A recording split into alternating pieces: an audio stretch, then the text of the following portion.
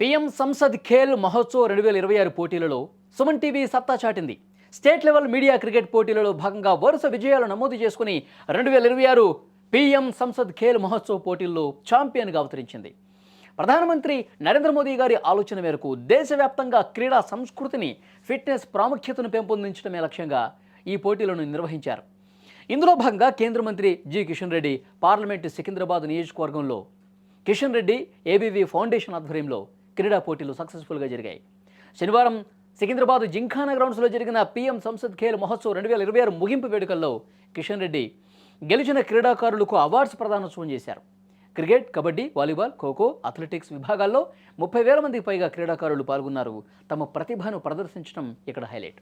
ఇక మీడియా విభాగంలో వరుస విజయాలు నమోదు చేస్తూ ఫైనల్కి చేరిన సుమన్ టీవీ ఫైనల్ మ్యాచ్లో సాక్షి టీవీపై ఘన విజయం సాధించి ఛాంపియన్గా అవతరించడం పట్ల కేంద్ర మంత్రి కిషన్ రెడ్డితో పాటు చాలామంది ప్రముఖులు అభినందనలు, శుభాకాంక్షలు తెలియజేశారు.